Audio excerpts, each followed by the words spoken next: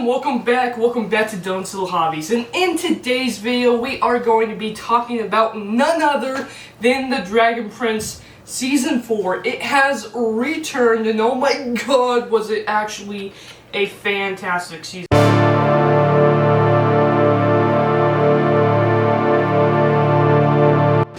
Truth be told, because of the rather long time skip. It's been like 2 years since we've had anything of Dragon Prince, period.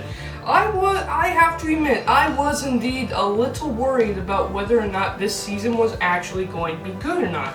And I'm very happy to say that all my worries completely went out the window. In fact, something that I really have to applaud them on is the improvement of the animation. The fact is, I remember not liking the first 2 seasons animation, and by season 3, you're just used to it, and it was pretty good. I really did like season 3. But really, you're there for the story, not really there for the animation, at least in my opinion. That's where I'm at. The story's incredible, but I was not a fan of the animation when it first came out.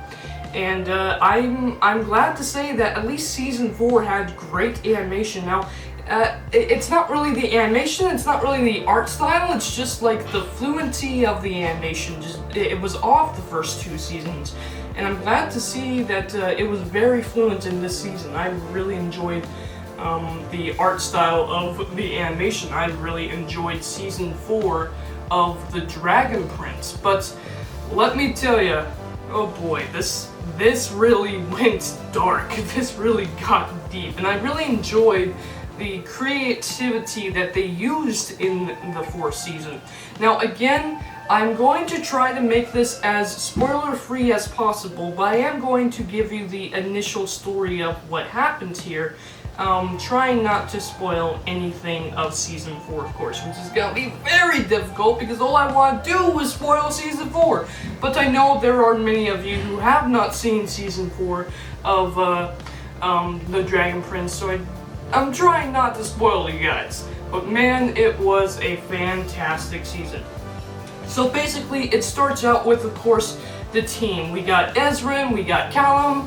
Actually, Rayla, she left 2 years ago. Oh yeah, it's a 2-year time skip. That's pretty strange. I was not expecting a 2-year time skip. I actually, from the look of it, I thought it was gonna be like a 4 or 5-year time skip. Like everyone, especially Ezrin, looks so much older in this season than the other seasons. But it's only a 2-year time skip. I'm very surprised it was only a 2-year time skip. But I did enjoy it quite a bit. So it starts out with, of course, the Queen of the Dragons coming to the I was gonna say the Earth Kingdom was his avatar. No, they come to, of course, the kingdom of Katalis, the land, the home of the humans. And man, what a fantastic episode that was. It basically has them dealing with, of course, dealing with the past, dealing with the pain of the past. And that's actually a theme that happens quite a lot throughout this season. And you gotta think it's true that in this season specifically, they had to deal with the war that has been going on between Zadia and the humans for how many years, and now it's just over. You know, the war might be over, but the pain's still there. So, and while Ezrin is really excited to finally have peace in the kingdom, he also has to deal with the fact that everyone is still hurt, everyone is still in pain, and I really enjoy that because, and that doesn't just go for the Earth Kingdom, the human kingdoms either. That actually goes for the elves as well, and we see that in the Fire Elves. Actually, we see that in, I can't remember exactly everyone's names, my apologies, but the Fire Elves, after losing their home, they're trying to rebuild their home. They're stuck in tents for 2 years now. That's a long time to be stuck in tents. And the rivalry between humans and elves, after so long of fighting, it hasn't just gone away. and that actually sparks up a lot of issues for the new queen in the Fire Elves Kingdom. It actually is told very well. And then of course you have actually one of the best characters of this season, and I can't believe I'm saying that, Soren. For the longest time, I would say Soren. I always liked Soren, but until Season 3, he was not necessarily my favorite character. Season 3 actually had some really great character development on Soren, and it was great to see that again as well within this season. Soren really, you could tell Soren is kind of the voice of reason within this season. As strange as that may be, because it's Soren. I did enjoy that. I enjoyed Soren's character. But of course, there's the big question about Claudia. Where the heck is Claudia? And you know, we already know from the trailers and everything, Claudia has brought back her father, thanks to Arivos. And now Claudia and her father, the whole deal there is that the only way she can keep her father is to hopefully do what Arivos says. And what is Arivos' whole goal? It's basically to destroy both the human kingdoms and Zadia. We already know that. And now Claudia, thinking that this is the only way to have something left of her family together, she actually plans to do just that. And I feel so bad for Claudia. Claudia, honestly, probably is without a doubt my favorite character in the show. You know, I just like villains, and I like the fact that Claudia, you know, she started off, she was a nice girl, she was a good character and everything, and like that. She was a good little girl. She was a daddy's girl. But she has a little bit of trauma in her past. Her parents got divorced, and she ended up having to protect her brother and stay with her father, even though she loved her mother. She never wanted to choose between her father and her mother. And I'm gonna be honest with you, I can kind of relate. My parents are divorced, so it's actually, I feel for Claudia there. And so because of that, Claudia, her entire life, basically, she has to make decisions that she can't choose. And man, during season 3, she literally has to choose between her brother and her dad being the most evil being ever, and she chooses her dad. It's kind of like, it's as if Viren, her dad, was Darth Vader, and she's basically Leia, but this is Leia going evil, basically. I really enjoy that. I really enjoy Claudia's character, and I feel for her a lot. And she, in this season, that's only built upon. You can tell there's a lot of anger, there's a lot of pain within her. She hates the fact that he chose. And you gotta think that Soren basically walked out on her. As much as Soren didn't want to do that, Soren didn't want to make her choose, Soren did walk away from her. And that's the one thing that she never wanted to see again.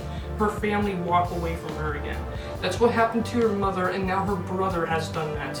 And she's not going to let go of Viren at all. Now, Viren in this season, oh my god, so Viren probably has the best character growth out of all of the characters in this show.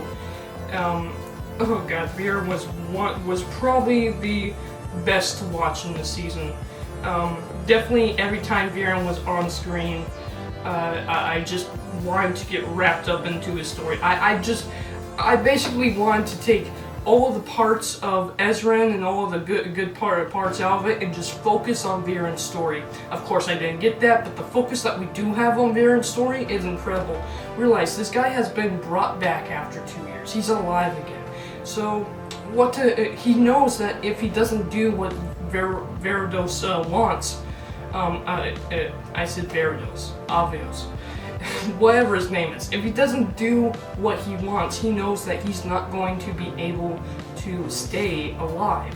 So he's got to think, and I love that moment when he is just questioning, okay, do I really want to go forward with this? Should I just be happy with what I have left? I have my family. I have like a little bit of my life left. Let's stop fighting. Let's stop trying to get everything that he wants. Because he said his entire life he was trying to go for stuff that he's never had, power, nobility, and he had all that, and he was still not happy. Now he literally died, came back to life, and all he wants to do is spend the last of his days with his family and go. But of course, Claudia's not gonna let that happen.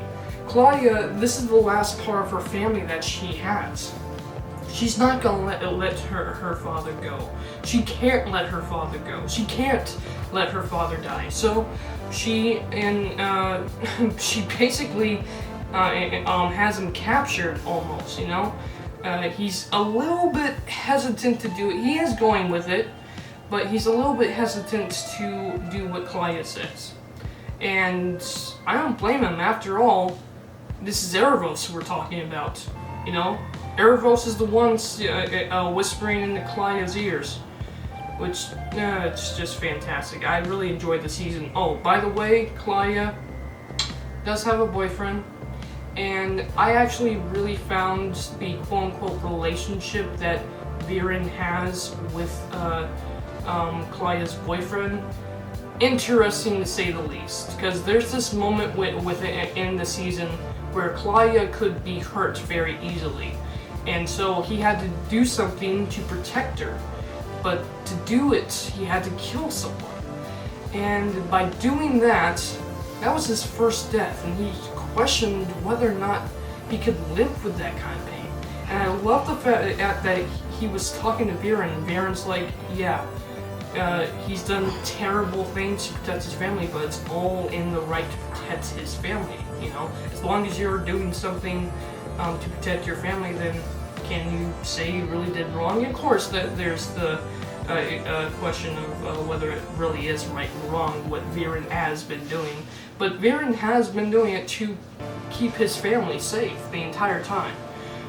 Granted, it's his own goals, but again, he's only been doing it to keep his family and keep humanity going. Granted, he's gone way off the deep end many times, but I really enjoyed Viren's story. Again, I could talk more about the character development we have on Ezran and Callum and all the other characters, but I mostly just spent this video talking about the villains, because the villains of the show are really, really interesting to see. And that is where I'm going to end this video. Let me know down in the comments below. Have you seen Season 4? What do you think? No spoilers down in the comments, please, but have you seen Season 4? And if you haven't seen Season 4 of Dragon Prince, if you haven't seen anything of the Dragon Prince, now that you've heard of what I've had to say about it, are you willing to give this show a chance? Because I'm telling you what, it is a fantastic show, and I am glad that I saw the whole season. With that said, this is only book 4, and we have 7 books. We have 3 more seasons coming out. When they'll come out, your guess is as good as mine. I mean, we had to wait almost 3 years for Season 4 to come out. I just hope I don't have to wait another 3 years for Season 5. But we'll see. Thank you guys for watching, and I am out for now. Bye.